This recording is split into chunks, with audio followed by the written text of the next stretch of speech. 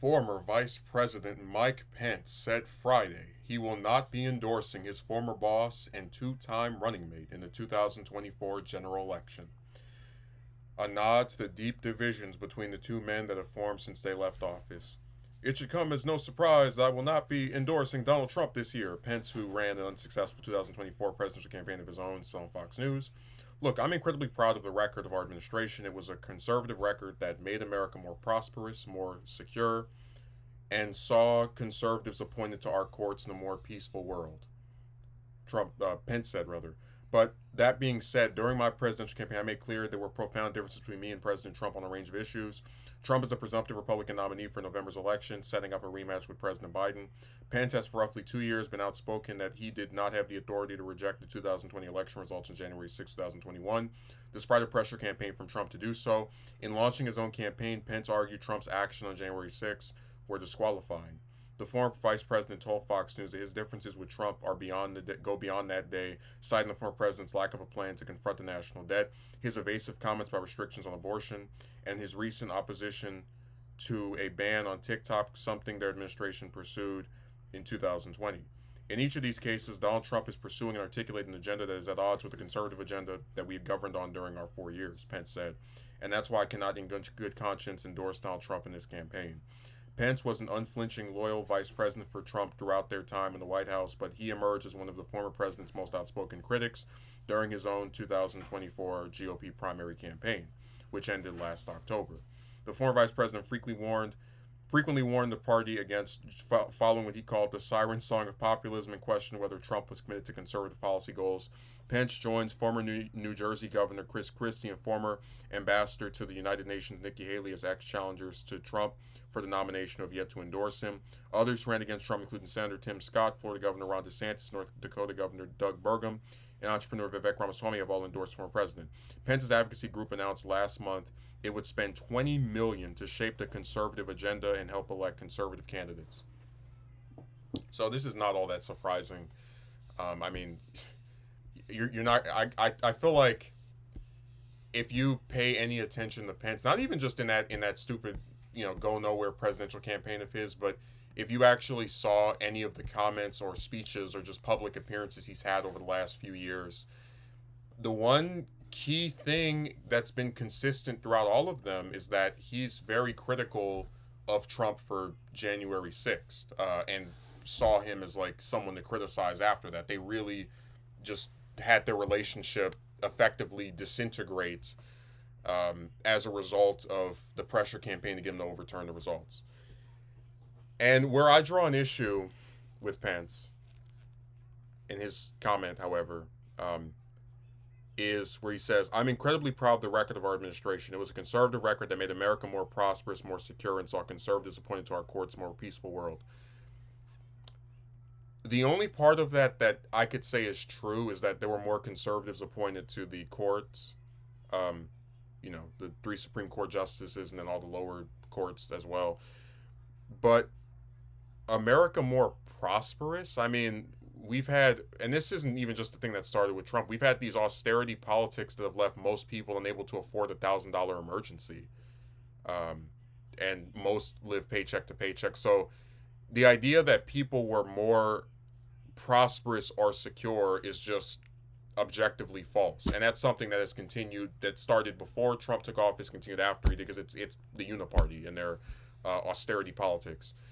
But just setting that aside, where he says in each of these cases Donald Trump is pursuing and articulating an agenda that's at odds with the conservative agenda, we go, okay, well, the opposition to a ban on TikTok is definitely something that has changed, but his lack of a plan to confront the national debt has always been there. I mean, the debt ballooned under him, just like it did under Reagan, just like it did under Bush. So, and when I say Bush, I'm talking about Bush 43. So it's really not something that's all that different. And Trump's never really been known as some like hardliner. Like, yeah, Roe v. Wade got overturned in part thanks to his 3 Supreme Court justices, but he never really campaigned on being this like extremely pro-life person.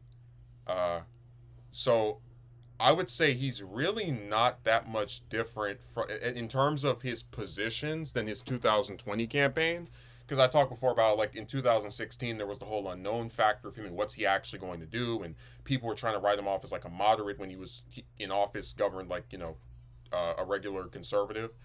So I think Pence is mostly smoking some sour grapes from his campaign going down in flames. And I completely understand where he might genuinely despise Trump now that January 6th happened and all the little nasty comments he said about him since then. But you have to remember that your biggest cling to fame was that you were his VP, and it doesn't make any sense for someone to support the person who was in second place over the person that was in first place if they liked those 4 years, which has been Pence's biggest problem as a politician since 2021. How do you try to make the case for yourself while also trashing the person that was on top of you? And he still can't figure out a way to do that. So people are going to hear his comment. They're going to go, "Yeah, you say that, man, but I don't, you say his record was good, so I guess I'll go with that record again if it's the same guy." So it's just a bizarre turn on his part. I do believe he is serious about not endorsing Trump. I think of any of the people that have dropped out, and that they named him, Christie, and Haley. The two that are most likely to just say, "No, I'm done with Trump, I'm not endorsing him, I'm not backing him," are Pence and Christie.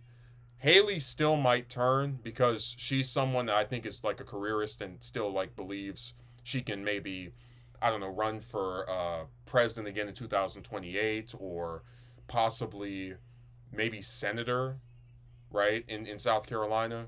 Again, I really think there's not that many lanes for her to go but running for president again, and she doesn't want to like completely tick off every single person that endorsed Trump or backs him. He was a friend of mine, she likes to say.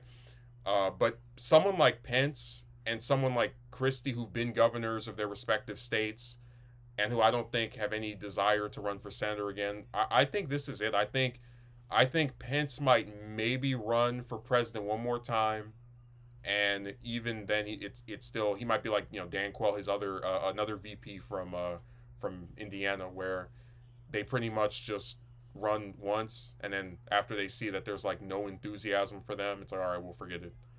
But I'm saying that his lack of a political future is what makes me believe that he will actually stick to like, "No, I'm not endorsing Trump. Forget that." And if he does, I'll respect him a little bit more, because it's hard to be in a party where like the main person that everyone's kind of like developed a cult of personality around is someone that you don't like, because you turn into a pariah.